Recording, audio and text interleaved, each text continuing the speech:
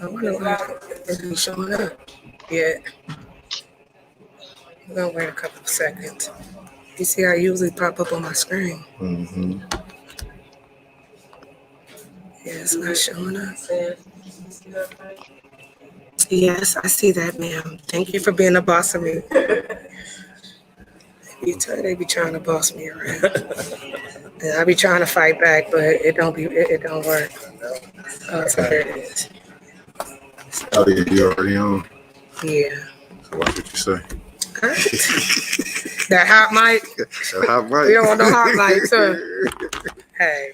They had to coach many people through hot mic situations. So let me see. Edit the privacy. Y'all ready? Y'all ready? Yep. Okay. Hey! Happy Friday, everyone. This is another episode of Samantha Wise Words. And you guys asked me to go get the chief of police.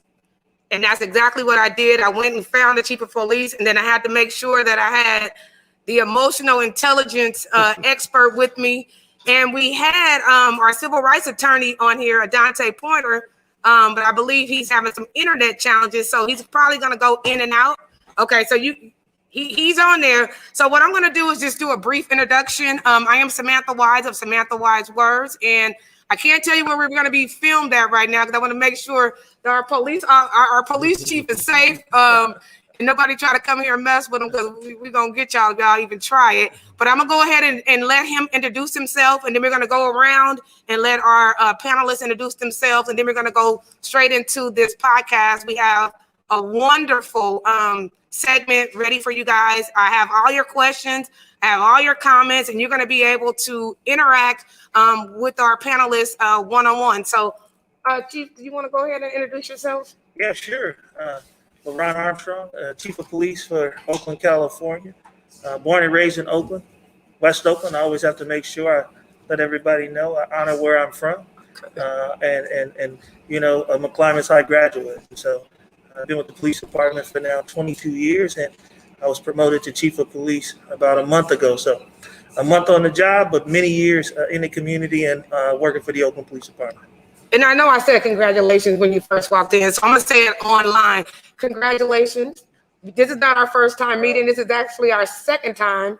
And I was told to get you before, but you were too nice. You were on point. So I was like, oh, God, I couldn't get him because he was very nice and he meant business. And now he's our chief. So we are very proud of you. I'm glad to have somebody like you in office because you know exactly what Oakland needs. And we just want to make sure that we support your efforts. And so now we're going to go over to the emotional intelligence expert.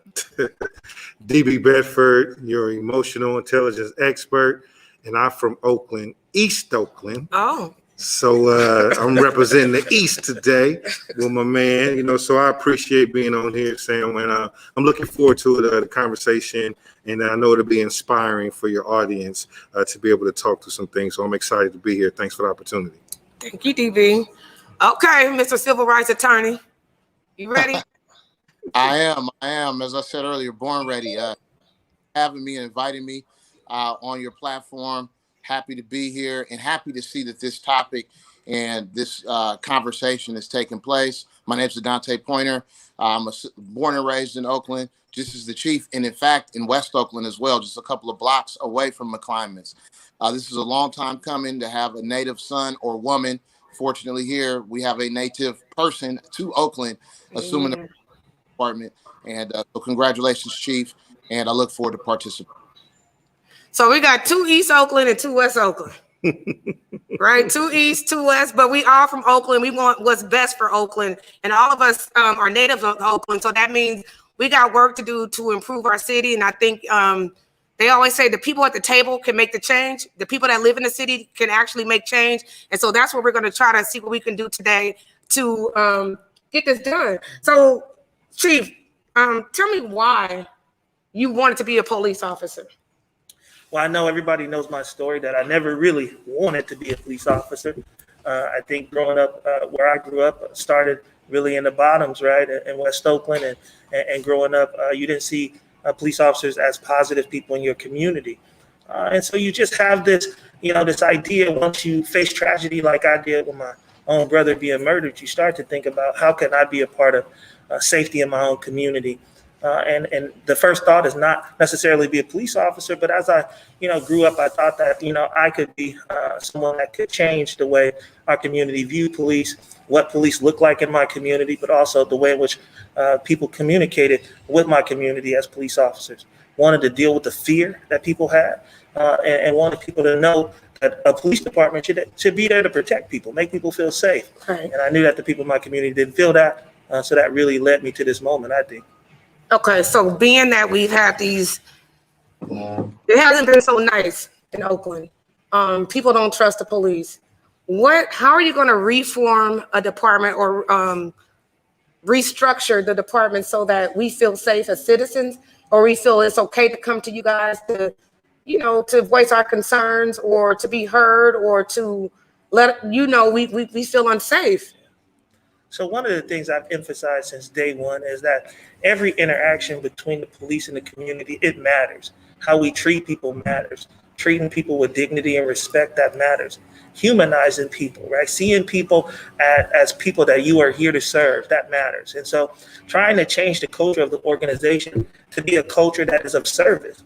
I've always felt like I was here to serve the citizens of Oakland, people that I knew, family members, friends. I felt like I was here so that they felt like that they could call police, and hopefully it was me that was going to respond. Well, really, it's my job to sort of emphasize that throughout the organization and get people to feel like they are a part of the community and not here to just police the community. Right. So that really is my goal, changing this culture, getting us closer to the community. And we'll do that through coming out, meeting with our community, walking our community, having meetings with our community so we can build relationships. That's what's key. So I know, DB, you had some concerns, or you've had your share of run-ins with the police department. I know it's no secret. You've been saved and reformed. What you have the chief of police here? What questions or concerns do you have? It's a good one. So for one, I stand in total solidarity with Chief Armstrong because I've been knowing him for a very long time. And there was a time where I was on the wrong side of the law. I mean, my story is no secret in terms of going back and forth to jail from the ages 13 to 23, and even coming to my last case where I tried to take somebody's life. And so I ended up being locked up for a period of time, but I was given an opportunity to do something different with my life. And I ended up working for the probation department. So I was a peace officer for 16 years. I just took early retirement a few years ago to do this emotional intelligence. But ever since I met Chief Armstrong, during his career, he's always been solid. And one of the things that he's always talked about is the people, which is the same reason why I got involved with the probation department, because I wanted to be on the inside. So when your youngster get picked up and they can't navigate on the inside, that and children up, you have people who cared about our children like a village. No matter what they did, that you have somebody in there that cared. So that was the reason why I got in there and promoted and did everything that I did. It's just that after so long, I wanted to do more. But I don't have any concerns for him, like what he's going to do. I know he's going to do everything he says he's going to do. My concern would be more to the community and how we embrace them. Because we're quick to talk about what we don't have.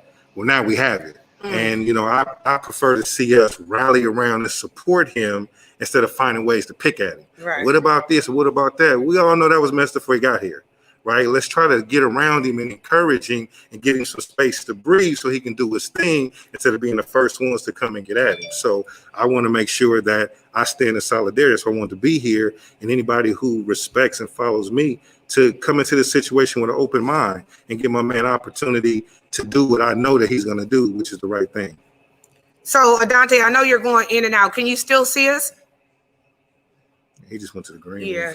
So people are yelling, defund the police. They got their fist in the air, defund the police. And I didn't know what that meant. I thought that meant like they were going to stop funding the police, period. I think that's a wrong word to use, because you have people in the community afraid when you say defund the police. So to the audience, can you explain what defund the police actually means? I mean, defunding police actually means what it is. I mean, I think there are, a segment of our community that don't trust law enforcement and believe that policing should be abolished, right? That funding should be reallocated from police completely and given to other programs that they believe can have a better impact on public safety. Now, I'm always challenged by that because I know how great the need is in our community for safety, right? As we experienced 102 homicides in 2020, and currently we sit at 30 homicides already this year, 300% higher than we was this time last year.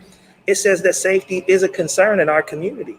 And I think it's a time for us to talk about how we can work together to make Oakland a safe community, as opposed to talking about how we can have less resources to address crime.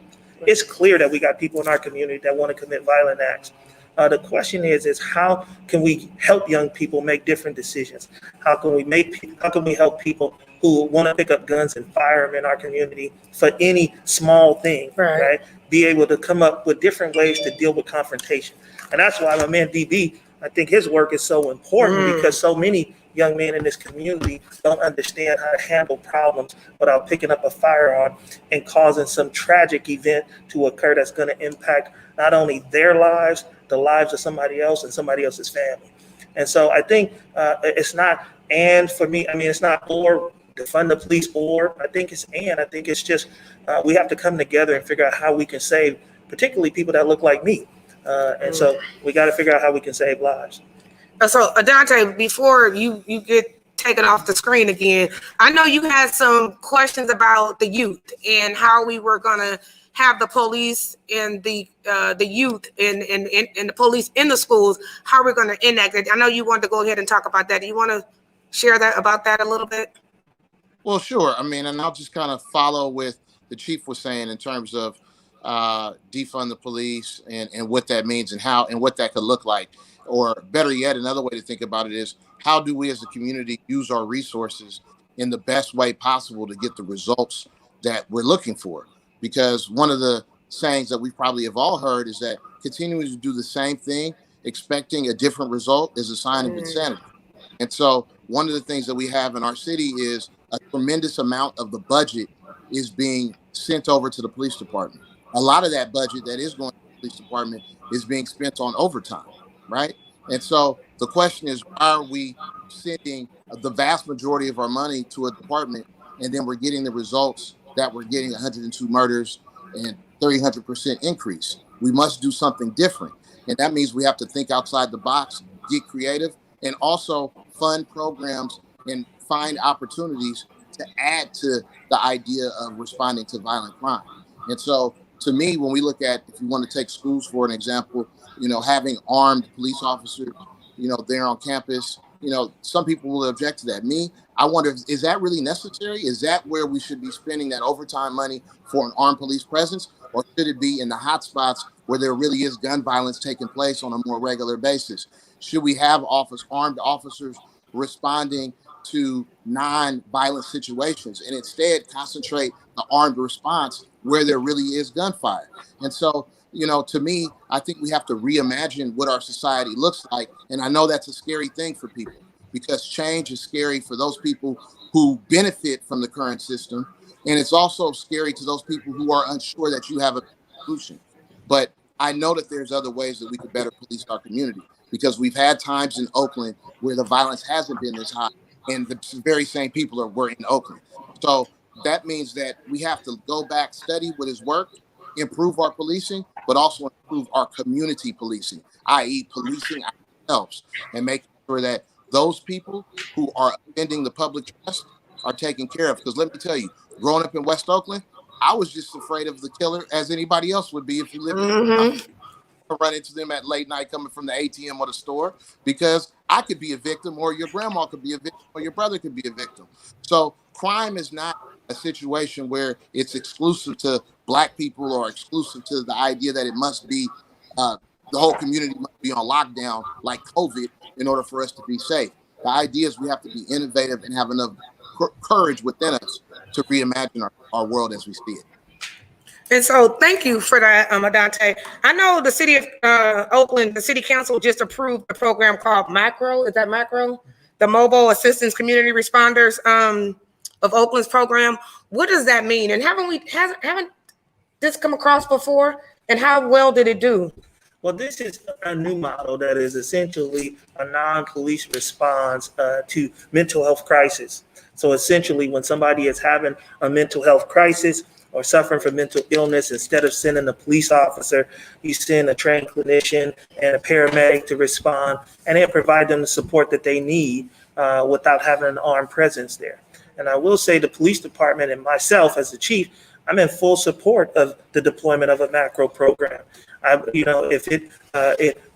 that the most appropriate response that can help people get the support that they need, that's what's important. And so if this is a response that will be helpful to those that are in need, will be helpful to the community and can reallocate calls away from the department, I'm in support of it. And so we've been working closely with the macro program to get them stood up, providing them as much information as we have at the police department, looking at our calls and seeing how what we've responded to could be helpful to them. And so it's just been moved, unfortunately.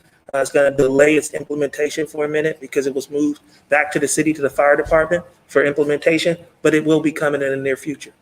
Thank you. So now this is probably a good one. We're trying to find out, how do you intend to get rid of problem officers who violate their oath and violate community trust, so on and so forth? What do you do? I know they have this police union, and I've been watching different YouTube videos about how they're reforming police around the country.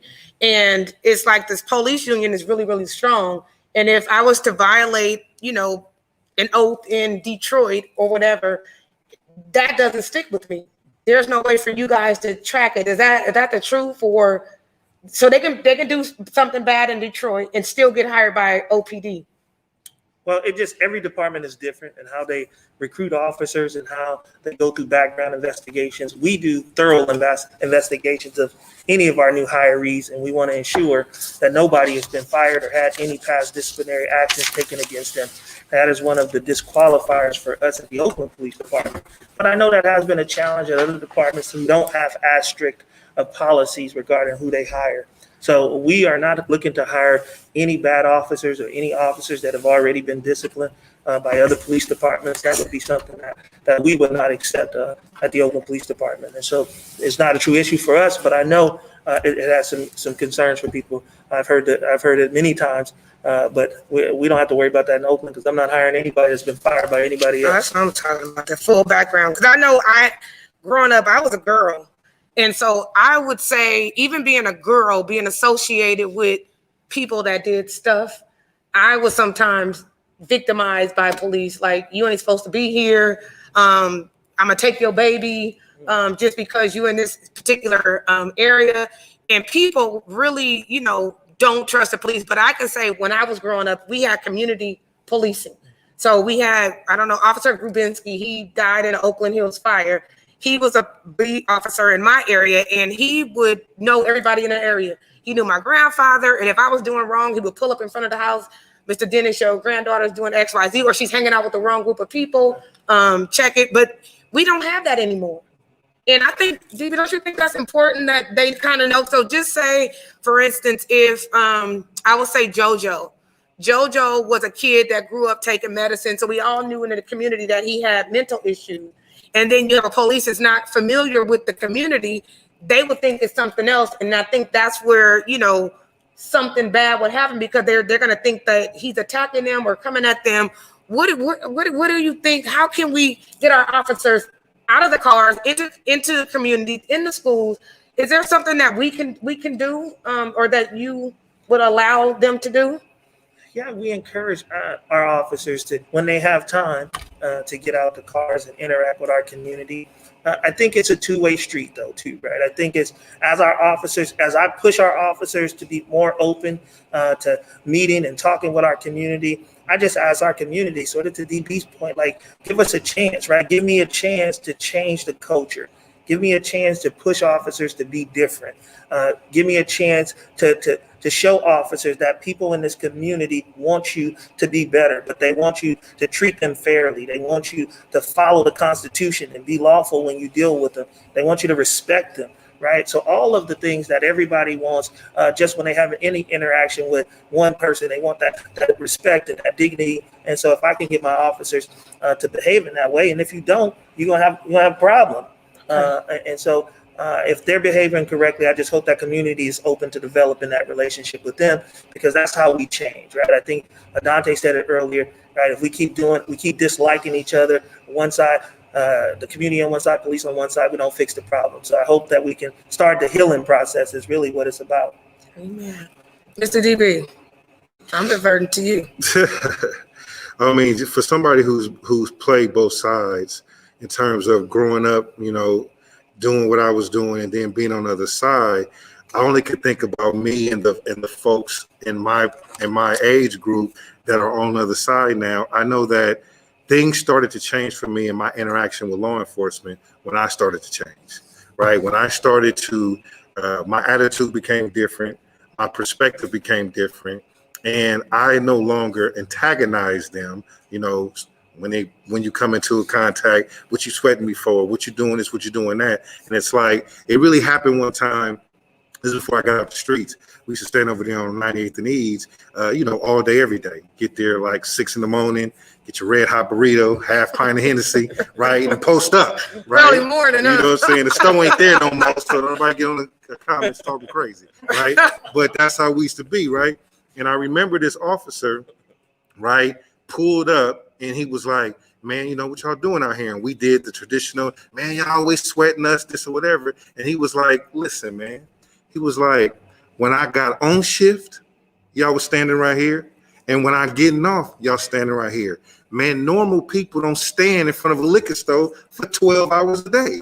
So don't, you know, so in other words, he was like, man, miss me with that. Like, don't, and then to me, it made sense. Like, we were putting ourselves in a position to be harassed, so to speak, if we want to use that terminology. But really, they was engaging with us. We didn't give opportunity for the conversation to flow. So if we come at them a certain kind of way, they human. They're gonna usually come back. Now, this is not to justify any officer's behavior who's out of pocket. We're talking about just the day-to-day interactions, and so that's why I took the position of doing emotional intelligence, so that people can stay in control of their emotions. My number one mission in life is to get people to never let their emotions overpower their intelligence. Because when we get in our feelings about things, it charges the situation, and we usually speak from a space, like I always say, when emotions are high, logic is low. And so I would say for us as a community, again, whoever's out of pocket, law enforcement or civilian, we hold them accountable. But most importantly, we got to hold ourselves accountable. Amen. How are you showing up every single day? And what are you actually doing? I can just honestly say, since I changed the way I do things, I don't have a problem with the police. I don't get pulled over. I remember there was a time when I used to ride, I see the police, got to take my hat off, sit up straight, with my seatbelt, right? Because but now it's like, I ain't nobody tripping. And if he come up to me, I got my license, my registration. I'm not worried about those interactions as much as somebody who is highly active. And so one of the things I think we leave out the conversation is our own level of accountability, right? What are we doing? How are we navigating? And what kind of heat are we bringing to ourselves? I'm still not excusing any misconduct, but the first thing about emotional intelligence is self-awareness. Like, you know what I'm saying? Like, you got to be honest about how you showing up. And all of us know, right, the bad actors in the community, because it's our nephews, our sons, our cousins, but we don't talk about that as much as we want to point the finger at other people. I'm not saying, again, I'm not taking no sides. I'm just saying that if we're going to have a conversation, then we also got to be responsible for how we show up and what we're doing and what we contribute to the conversation. So from my perspective, it's on both sides. It's not one-sided. So that's why I'm trying to create as many emotional intelligence ambassadors as possible, people getting up every day and leading their life, whatever they're doing, through this lens, so that they can make better decisions that is really beneficial to everybody. Good, thank you. Do you mind if I read a couple of the comments or whatever? So to Davita Bass, she says, has the police department considered reviewing the hiring process, during the hiring process, about doing a psychological test or additional training alternative to the police, what you guys already do? So say, for instance, like DB Bedford coming in there to try to help them on the emotional intelligence side, how to think things through before you react, so on and so forth. So Do you guys do that? Yeah, we do that type of training. And actually, before we even came on tonight, I was saying to DB, I got to get him in there to really holler at our people, right? Get a minute to sit down with our people and provide the training, right? I think it's important that you hear these type of conversations. It's important that you hear real talk, but also it's important that you recalibrate as a police officer, right? That because police officers see so much negative stuff every day. We got to realize that these are human beings that experience a lot of traumatic events themselves. And how do we make sure that they showing up in the right mental space, right? And so I'm working with Kaiser to try to get all of the support I can for these officers to make sure that there are mechanisms in place to help them address the issues that they might be dealing with. Because I think that's the untreated trauma that we've seen for many years, this vicarious trauma that they've been carrying for many years and not want to recognize it because it's a part of the policing culture to act like nothing is going on, that nothing affects me. But we know that's not true. We know that's not realistic. And so as we can get our officers in the best space, the best mental space, the best healthy physically and mentally, I think then they show up better in the community. So if an officer wasn't mentally healthy, how would you tell if he wasn't mentally? He was just showing up to work. So how would you be able to tell what would be something that another officer would be able to, say, hey, I don't think he's right? Or are they in a safe space to be able to say that?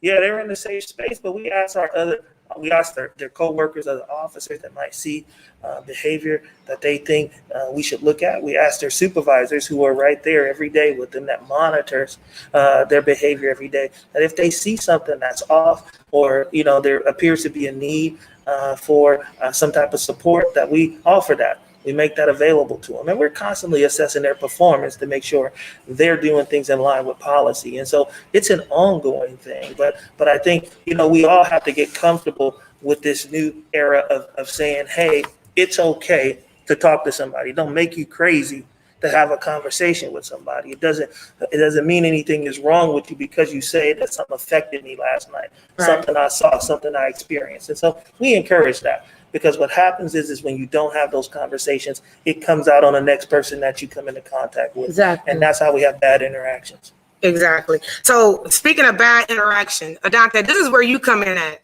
When a person have a bad interaction with an officer and it gets heated and no one's using their emotional intelligence and somebody get hit in the head or somebody get arrested and they don't just feel like they're being heard or they get hurt during the process. This is where you come in. How many of these cases have you seen come across your desk?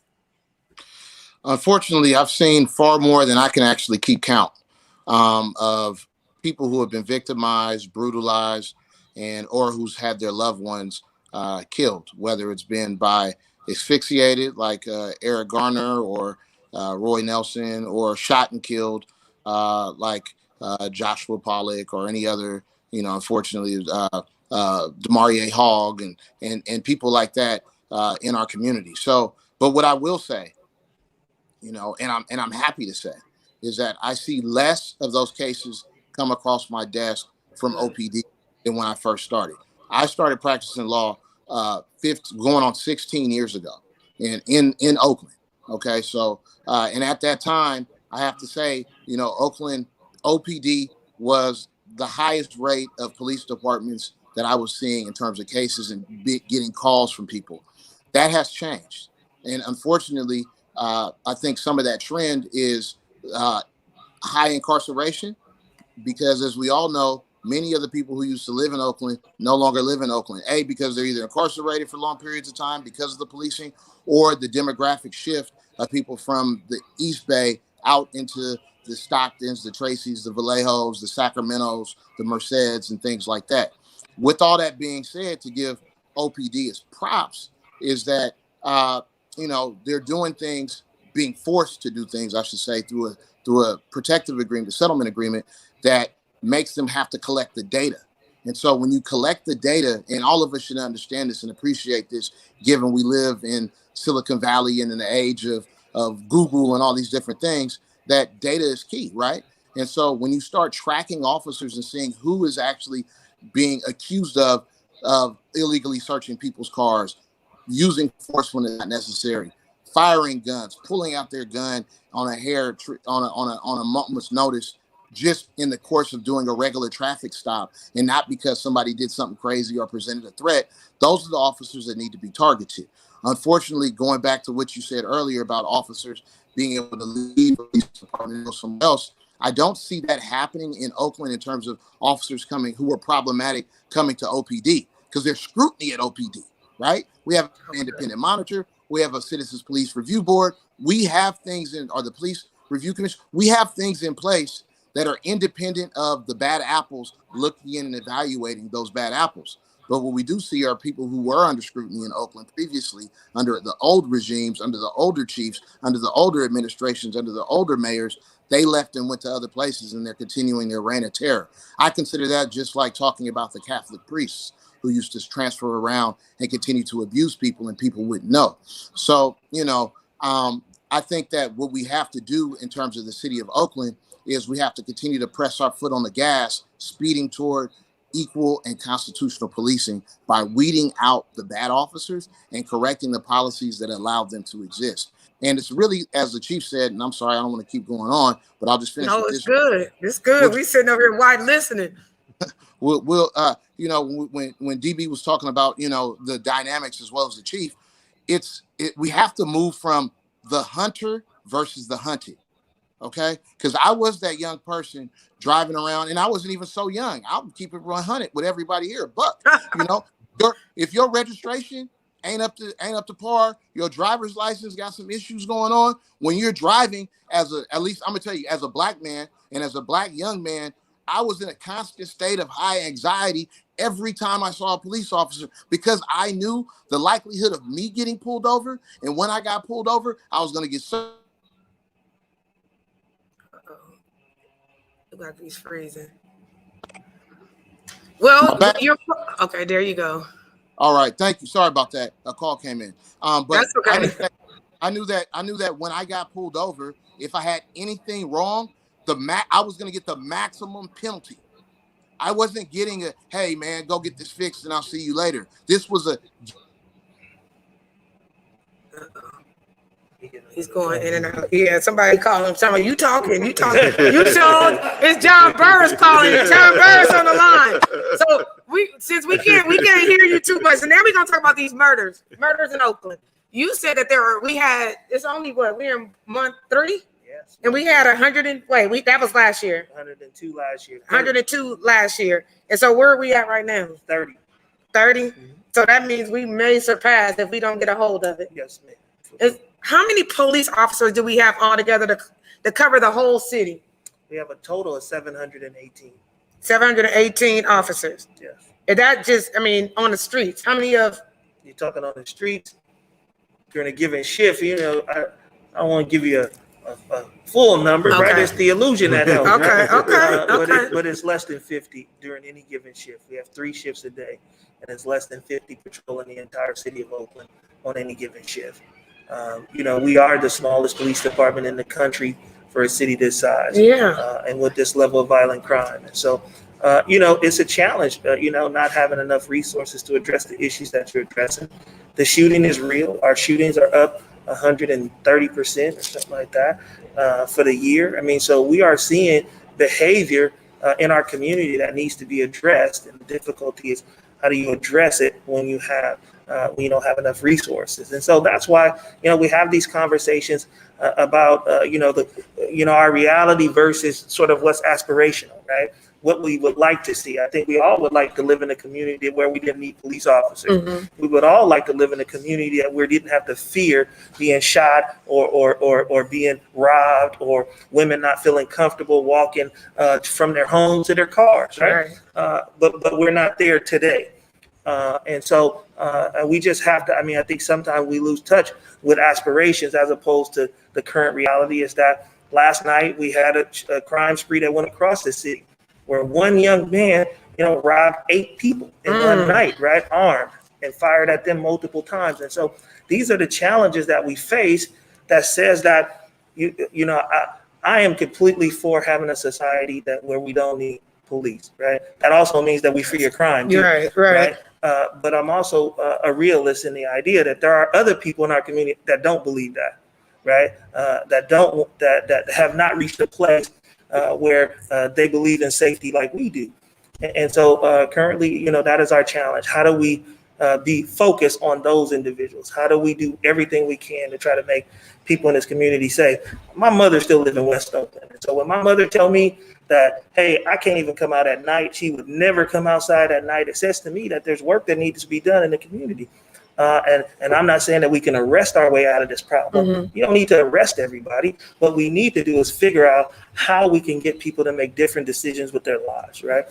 Because I think young men in this community, there's so many systems that have failed young people in this community. So when people say it's just police, taking police, that don't fix the problem. I come from West Oakland where the problem was much deeper. Walking to school every day, I was more afraid about getting into it with somebody in between walking from home to school than I was ever worried about a police pulling up on me, right?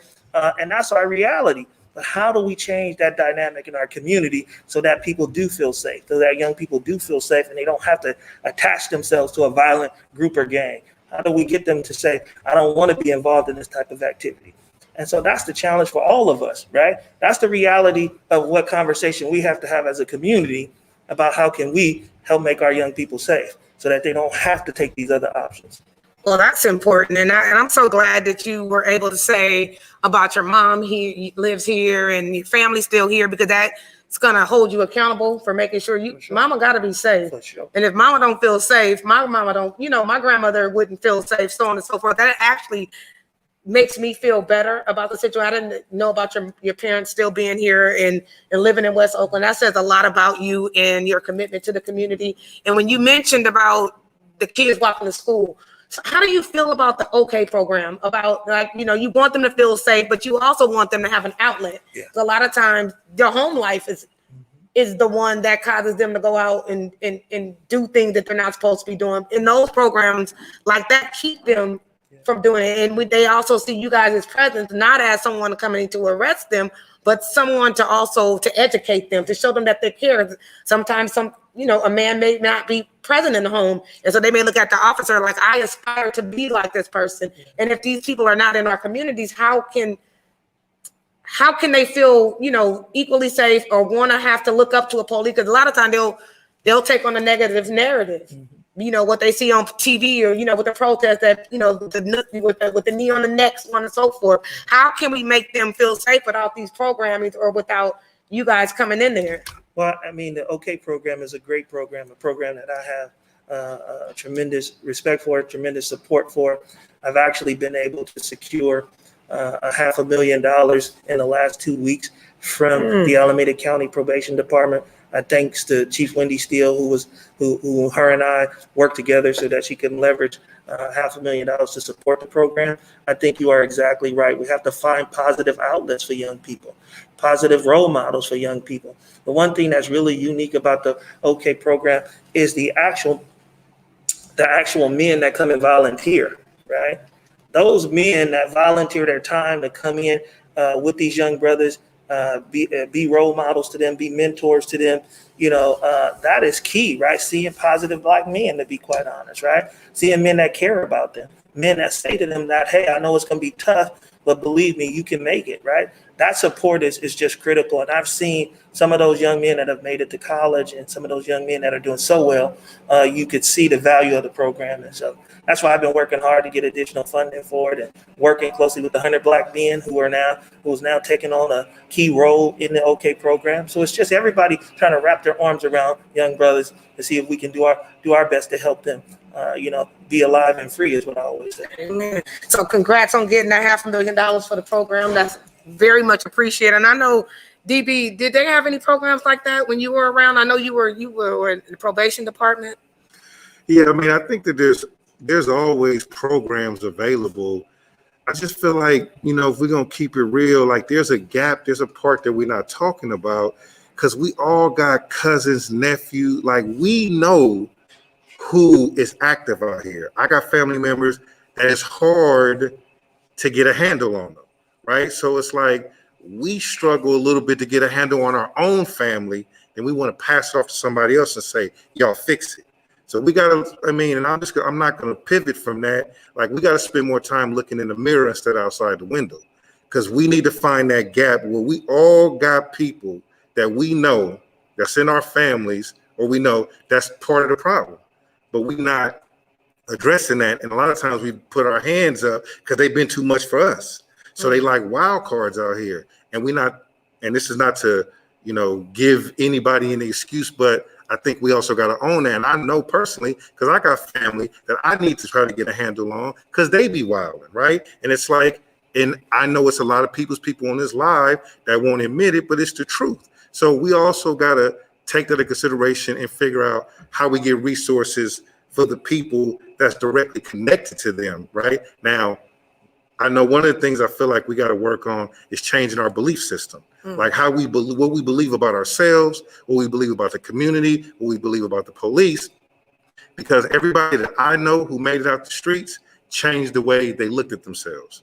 They changed the way they decided they were going to go do business. They found other things that were more important to them than representing their team, their squad, getting this money, whatever it is that they do, because the priorities be all mixed up. And so we have to find a way to get to the people who are really the problem and help them unpack all that emotional baggage they got, that trauma, their beliefs, this narrative that they've told themselves that they have to be the way that they're being.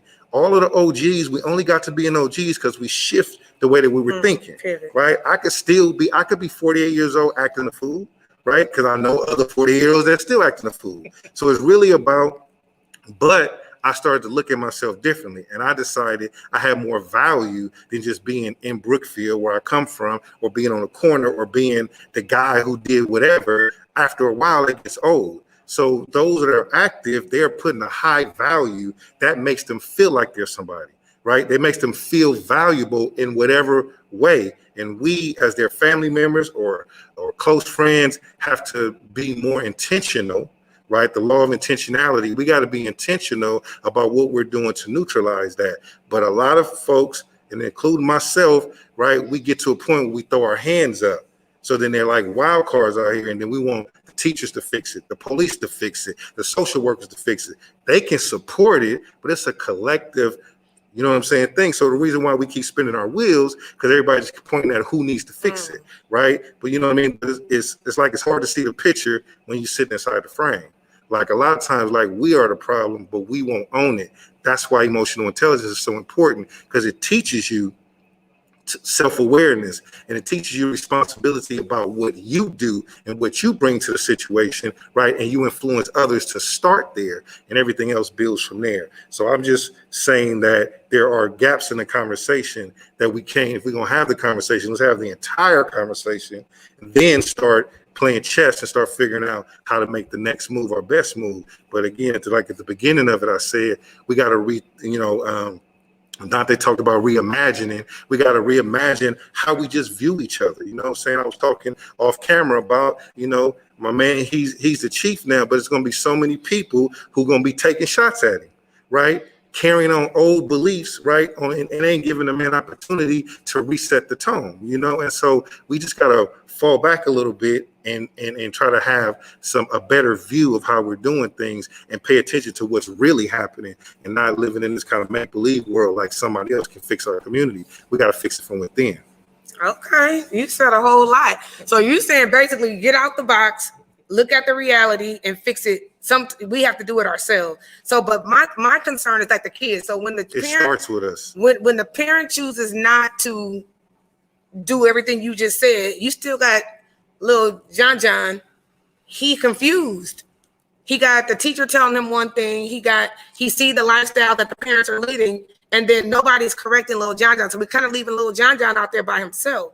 And so those programming, it gives them something to look up to. So that was the reason why I kind of pivoted there, because I know a lot of kids that are in those programs, and if it wasn't for those programs, they don't have anything positive to look at. And that goes along with school. School just basically pass the kids, and they're not learning anything. I mean, they said no child left behind, so they're just passing them on from fifth grade all the way, and they graduate and they have no experience. They have no access to furthering their education. They don't know anybody that work. They have never had a positive, I would say, relationship with a police officer. I mean, everything is like negative in their lives. And so I appreciate the $500,000 that you guys got from the program. But we do have some comments. But that speaks to the gap real quick though, Sam, right? So all these programs exist. You send them to the program, But we still need they do their job, they come back home to the toxic behavior. Absolutely. Right? You go teach a kid how to behave and you give him some inspiration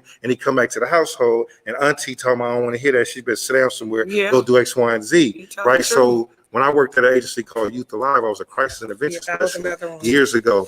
And one of the things I liked about the strategy there is that we didn't just provide resources for the person. When I worked there, any young person who got injured and ended up in the hospital, they became a referral to us. So when we met them at their bedside, we didn't only present resources for them, we also want to know who is your tribe, right? Because we know that your tribe need resources as well. So we got to make sure that the source where they are drawing their source from, we got to start figuring out how to help get those people on the feet so they can model a better behavior to start to try to get ahead of this. So I agree with the programming, just like we send our kids to school. You see these kids school all day, but when they come home, if it's all distraction, there's no additional support, then what are we doing? We're just spinning our wheels. So I'm just saying, let's not just leave that out of the conversation. If not just we intentionally leaving it, but I want the people, because I already know I ain't looked at the comments, so I know the comments. I know they're gonna be lit, right? And I'm just saying, everybody who gets on a comment, I want you to look at yourselves and your own family dynamics and your neighbors and see what are you actually doing. People always talk about what we should do, but they ain't doing nothing. Right? Ain't doing nothing. So it's like, and this is no shade, but if you that concerned, right, before you take a shot at somebody, ask yourself, what are you doing? Yeah. Like, what are you doing every day to make it happen? Absolutely. Right? And that, to me, that makes it a fair conversation. But to just sit back in the bleachers and just throw, popcorn and be like, oh, boo, right? But you ain't even on the game. I mean, you're speaking the truth, and I know it within my own. I've seen it in my own circle. We want to blame somebody else, and a lot of times we don't take accountability ourselves. But Margie said charity starts at home. Serena said accountability within our own homes and family. Tavita says we also, as a people, have to participate and take advantage of resources available in school systems and everywhere else. Because a lot of times the programming could be available, but we don't utilize them. Always real talks. Invest in time and energy in the youth in your family and your community, definitely. Flo said, good point, DB. Margie also said, we made a choice to change the narrative, definitely. And we see we have a new police chief, so we're going to make sure we support him in his endeavors. Riri said, mentoring from positive men and women instead of speaking negatively into the community and doing nothing. So same thing, she agreed with you. Basically, they're pretty much saying the same thing. Everything that we all just said, the change is going to actually start in our homes. And I think we should all be partners. We shouldn't be divided. And I think once there's division, then that's the crumble of everything. Once they pit the police against the community, so on and so forth, even the city council, there's a lot of things that, they were saying last week on the show. It seemed as if, a lot of them were like, defund the police and so on and so forth. But I'm just like, how do we expect to be a great city if we're not at one with one another? How do we? Go ahead. Well, yeah, you ready? Yeah, I heard that deep breath in my left ear. Okay. I wanted to add, but also, and this is just from an EI space, and give each other space, right? For it ain't gonna be smooth. As a culture, as a community, soon as something don't go right, we just like, see, that's what I'm talking about, right? And we just throw everything out. So it's like we also got to be patient, and we got to be realistic.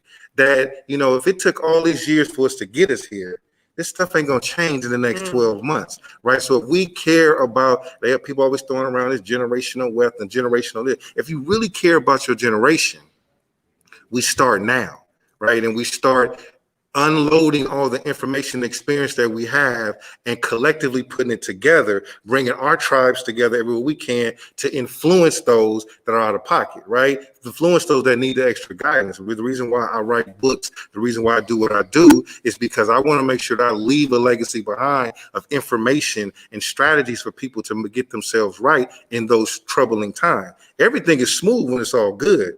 But when things are not going smooth, how are we going to behave? And we see a lot of these adult temper tantrums because we got a lot of hidden childhood trauma, right? So, I'm going to pause there. I've been going on. I felt that. It was the heat of. Did you feel it over there? Did you feel it? It was like, I'm like, wait, I thought somebody stopped you or something. But I mean, we know we gonna have a good. This is a great conversation. It shows that you're human. It shows, when this table can get together and be able to make change and come up with some rules and some laws and some support. We can make change for Oakland. We can get into the schools. We can get into the high schools, the elementary schools, and then also get into our communities. There's something we can do. The community is saying, what about these damn sideshows? Yeah. That's what they saying it. They saying about the sideshows. I have my own thoughts about the sideshow. I think we can make some money for the department. I mentioned I think we should use the Coliseum and that street. What is that street that goes alongside the Coliseum? Coliseum Way. So is that Coliseum Way? Why can't we shut down that street, do a police checkpoint? They can't come down the street unless we check their cars and all that, make sure they don't have nothing in their cars. And then use the parking lot, let them do their little donuts so they don't have to be out in the community doing all that. So what is... I wish the solution to sideshow was that easy. Right? I'm just saying, that's just my perspective. I'll first say that, if you a real town, person, we went to the sideshow back in the day at the Eastmont. It was a thing to do. When you was, from where I'm from, you would go out east and you would see some of the nicest cars you had ever seen. You might see a couple do speed or whatever just to show you how fast the car really was, but it's much different now, right? It's much different, and I think the excitement for some is the fact that they evade authority, right? There's not an interest in just going spinning donuts. It's the interest of taking over an intersection where they know they don't supposed to be, coming in with crowds, making videos, turning up, and showing everybody across the country. Social media like we own tonight gives people access to things they didn't get a chance to see. People didn't know how lit people in Oakland can get until they can go live now, right? Right. It ain't lit till you go live. Right. And so now that they go live, it's some form of entertainment, but it's also a nuisance to the community, right? It's also very dangerous. The introduction of now multiple guns coming into play at sideshow. Last weekend we had 3 people shot at sideshow, so it's becoming a very dangerous event where people's safety is at risk, right? Where we're having families with kids in a car that are getting trapped in the middle of this and can't get out, and are calling 911 just for us to come in. It's the crowds that when police approach are throwing rocks and bottles at police. So it's making it difficult for us to actually break it up. So it's something that we do need to come up with solutions. And I was meeting with the mayor yesterday about a solution exactly in line with what you were just saying, trying to figure out if there's a venue that we could, that not necessarily the city, but some event planner or somebody that might be interested in written out and letting them make the money, right? To be quite honest, sponsoring a legalized sideshow that we could partner with them and make sure it's safe. But yes, solutions like that, I think, is what's going to help. I don't think it'll end it, but it definitely, I think, will be a help. It'll draw people away from doing illegal sideshows. Now, I must say that, in my position, I'm getting no less, I would say, than probably 50 emails a day from community members that are concerned about the sideshow. The sideshow now has taken on a new dynamic. It's not staying in one place anymore. No, it is freeway all over the east. It's the freeway.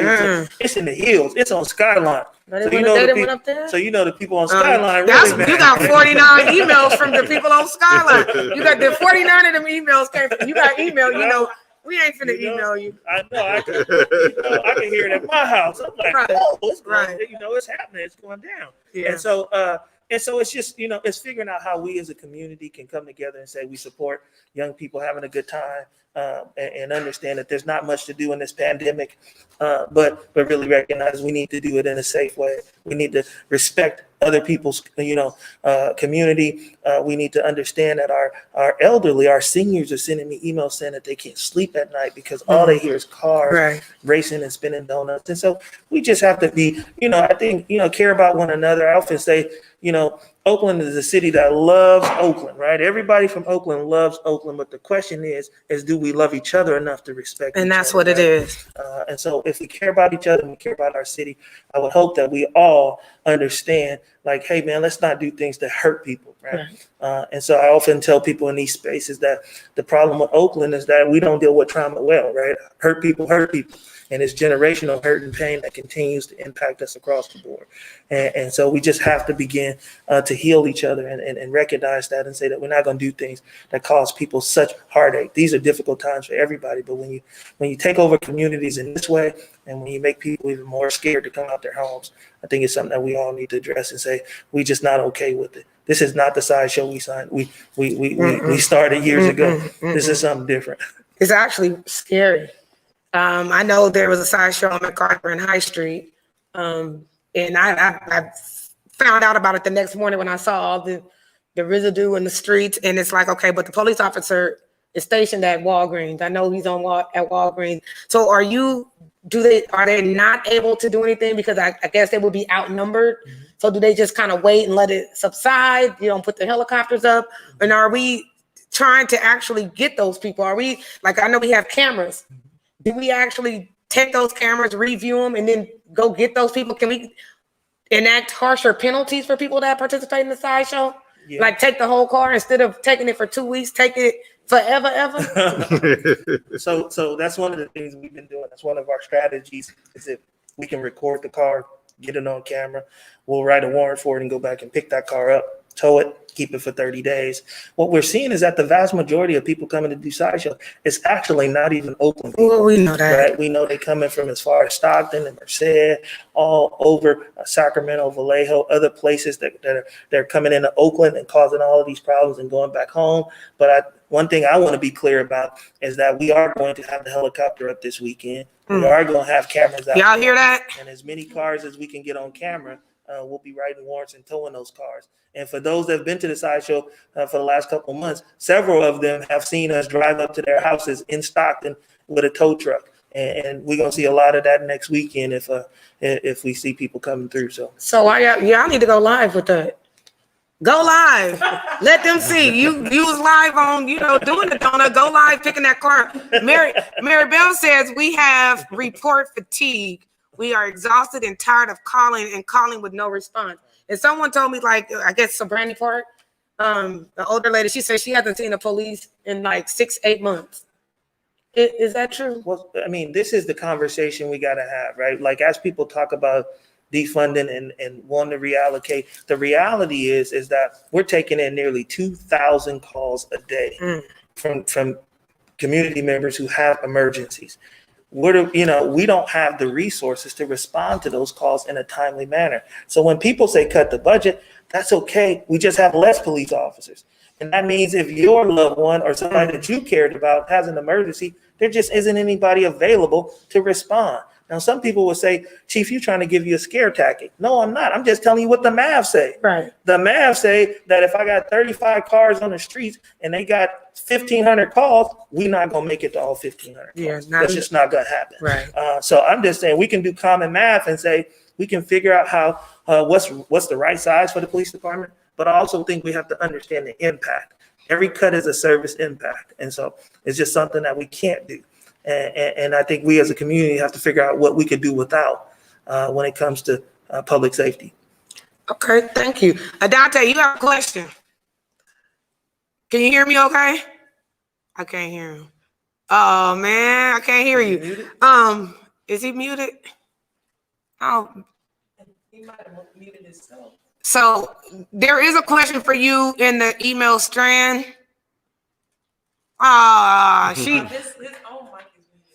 Check your mic, Adante. Because he's ready to do it. Well, her question was like, can we ask the lawyer how we can legally support this as a community? Can we start a GoFundMe to help promoters or something? And someone also said, are we looking and talking to the car clubs? So when you guys are having sideshow conversations, should they be at the table? Yeah, we've met with car clubs and we've met with a couple of promoters. The mayor and I personally met with some promoters as well as some car club owners. There was two sides to the story. The promoters were on board with doing a sponsored sideshow that they would be willing to sponsor. Some of the car clubs, was completely honest with us that they like doing sideshow.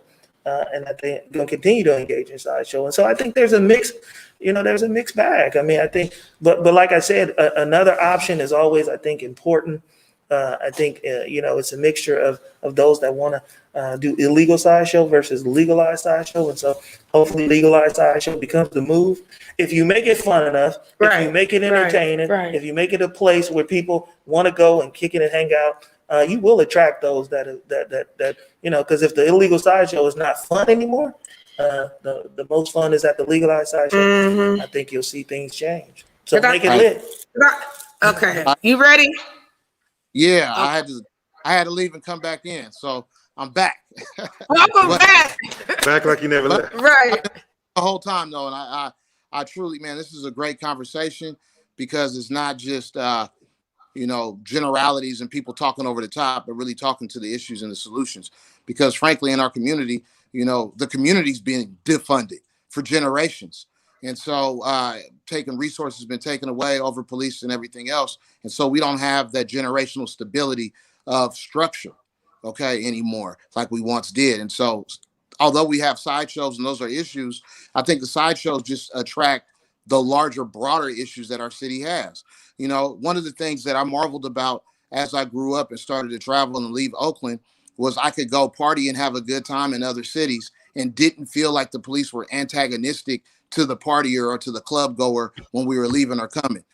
A person could drive their car or go to a place like the lake and not be harassed for just walking or maybe not moving quick enough. And so that's the policing side of it, which obviously I deal with a lot as my profession as a civil rights attorney. But the other side of it, having been somebody, I admit now, is I think the statute of limitations has passed, has been a side attendant and performer, if you want to call it that. It's youth, okay? Is youthful indiscretions, is youthful not appreciating the dangers, is youthful being caught up in the excitement. And that doesn't excuse the conduct. But like the chief said, it's about finding other options and opportunities. And if car culture is something that's big in Oakland, which we all know it is, sideshow culture is big in Oakland, why are we trying to stamp out and put a boot on the very thing that defines us and draws people from 10 cities away? Those are all economic opportunities that our community needs. That's what I'm saying. So, the idea of replacing that with something different, I like the idea of harnessing our potential and then maximizing it. Okay. So if you come and you offend the community because you keeping grandma up at night, man, something should happen with that. But at the same time, we have to understand that our youth needs something to do on Saturday, on Friday, on Sunday. And it has to be something that's not so punitive to where it runs everybody off. Because I'd imagine if there's 100 cars at the sideshow, all 99 are not squealing rubber. Many of those people are there watching the 5 cars, the 10 cars that are doing something.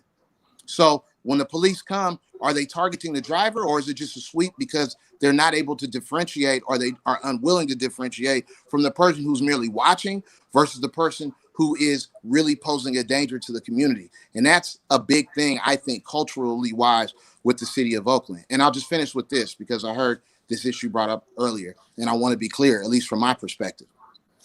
We're talking about an organization, I think the chief said, of 700 people or so, right? 715 officers, 3 shifts, 50, just say there's 200 officers rotating and patrol and doing all that stuff. That's 500 other people that are available in some capacity to deal with the policing issues in our community. If we cannot, as a community, if we cannot, as our leadership, figure out how to harness 700 people to deal with the one guy who was causing mayhem last night, then that says a lot about us. And so, the chief is a good brother. I believe that. I understand he's at the top of this organization, and there's 714 other people that he has to then look after and make sure that they hold the line. But that's also 714 people who have been taught to do this another way.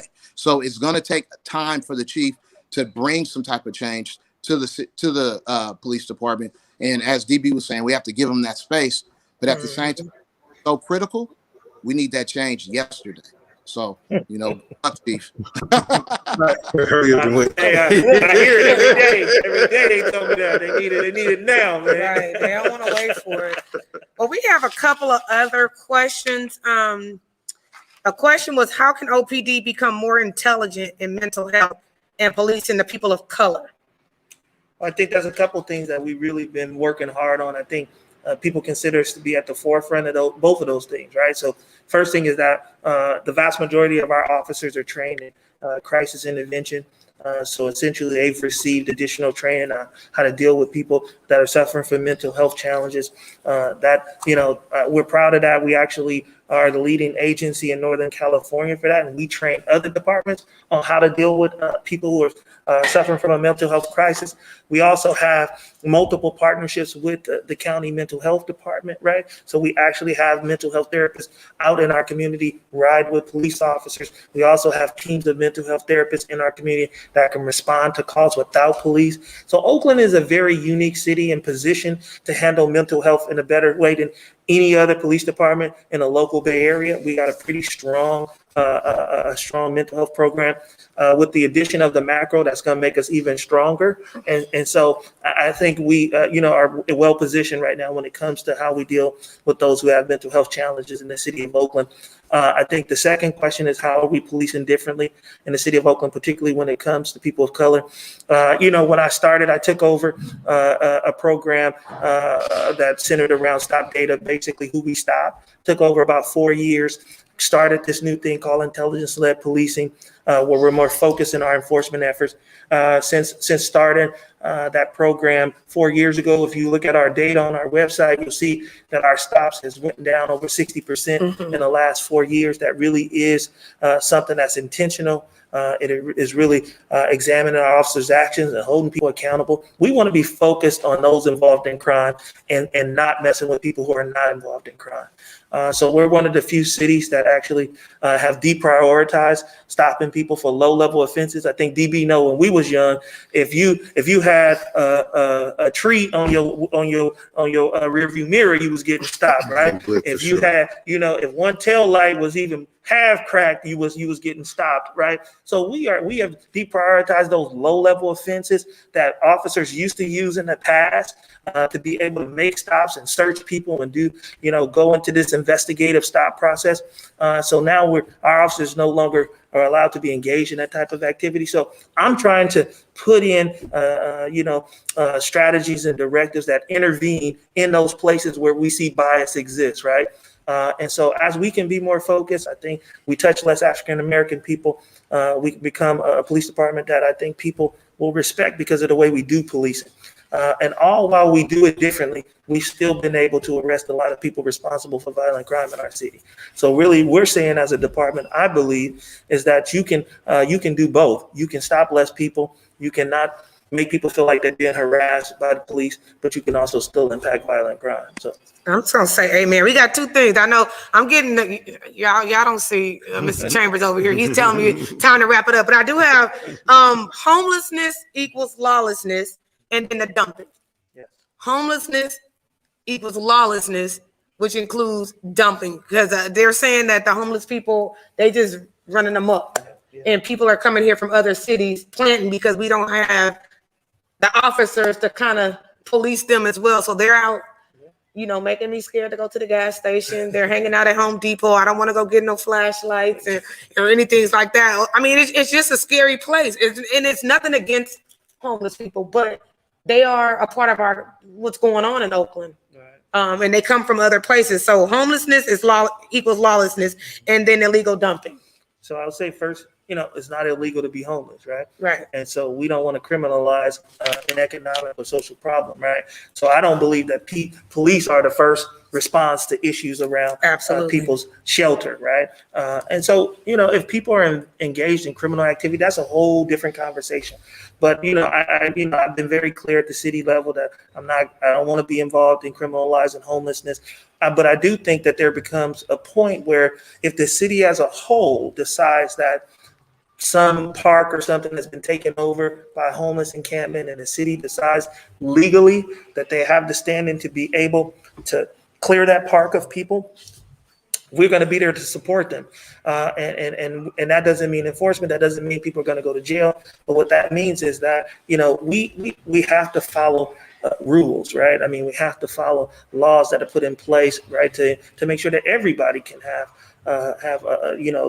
access to these parks and don't have to deal with the same fear that you deal with. But I will say that we also, on the other side, have to find resources to support those that need to be sheltered, right? And so I think it's a two-pronged conversation. How do we support those that need housing? How do we continue to make sure that our city is safe? And then how do we make sure we continue to make the argument that people want us to handle all these problems, but they don't want to fund it. They don't want to fund it. So, and then the dumping. What are we going to do about this dumping? The city is invested in illegal dumping program. They have people specifically that for the city that is focused on illegal dumping. So it's something that we take seriously. And I think you'll see some more enforcement as our budget. So we just got $192 million as a part of the stimulus plan. So we'll be, the city will be making some decisions around what to invest in. And so I know that's one of the things that they'll be investing in. So should we be contacting our city council people? You should. Let them know. What was you saying, Adante? I just had a question about that because dumping has been something, it's been around as old as Oakland, it feels like. Has there been any conversation about just having or designating areas within particular all the neighborhoods in the city where a person can literally just come 24/7 or with that, however, to be regulated, where they can just pull up, throw their trash and keep going? Yeah, the city does those things every now and then, right? Obviously there's an expense that comes with it, right? Because we still have to take it and transport it to the dump. But the city has invested in multiple weekends of doing free dumping, like giving a location, bring all your goods, bring everything you want to be dumped right to this location, drop it off, and the city will take care of it. I had a chance to walk through a homeless encampment at the Home Depot one that you just talked about. It was tough. I met some really, nice people that, are in some very unfortunate situations. And so it really is. I don't want us to stigmatize that there are bad people because people are unsheltered. There are some really good people that fall on some really difficult times. And I think this is really an opportunity for us as a community to figure out how do we find, places where people can live in a humane way. Right. So that's where people can, regain their dignity, get back on their feet and begin to live the life that all of us want to live. And Oakland is expensive. Right. Oakland is not the city that we grew up in where it was, a couple $100, $600 get you a one bedroom. Now that ain't like that no more. I'm happy. I am happy that we've had this platform. We had to have this conversation. I know you guys are extremely excited about our new chief. We can make change. We definitely can make change. You're from here, and I just feel I'm impelled to whatever you need me to do. You have my full support. I don't have that much I can do. It's not much I can do, but I can rally the people. We can support you. Cheryl Merchant said, congrats, Chief Armstrong. Thank you, Bedford. Adante, they're saying thank you to you as well. You guys, I couldn't get I had another couple of pages. I couldn't get to all of your questions, but as you can see, we have a special person in a special place. He's our leader of our police department. And I'm asking you guys to make sure you guys fully respect this man and the job that he has coming forth. And as DB said, we got to start with us. We can't expect everybody to solve our problems in our community, even with the dumping. Some of that stuff that's in the streets, that come from us. And so we have to do our job as a community. We want change in our community. We got to be the change. Definitely. So I'm going to give everybody 17 seconds to do closing thoughts. We appreciate you guys tuning in with us, your questions, and we'll get to the questions. We got Paul Chambers back. Paul, you want to say hi to the people? He just over here waving, but he back there. We gonna send him all your other questions, and he'll get back to you because I believe he knows the vision of our chief here. So just y'all like and subscribe to the page. Y'all share it because this is important. This is information that we all need to get out to our communities, that we're going to work with our police department. We're going to make sure we support him. And when one thing goes wrong, we're not going to try to hang this man because he's here to make a change. And he needs you to help him make this change. So, DB, we're going to start with you with the closing 17. You only got 17 seconds. Yeah, I'm thankful to be here. Good conversation and more of many. I just wanted to play my part. And I just want to encourage everybody, no matter what you're doing, no matter where you at, try to look at things through the lens of emotional intelligence. It's not going to take away from nothing you already do. It's only going to add value. And when you practice EI, you can see things more clear and you're more energized, right, to vibrate at a higher frequency and see things for what they are and not what you would like them to be all the time. He was 23 seconds. Let's go, Adante. I just want to say thank you for having me. Thank you for having this conversation. Sometimes it's difficult to have because we have to look at ourselves just as much as we look outside of ourselves for the solutions.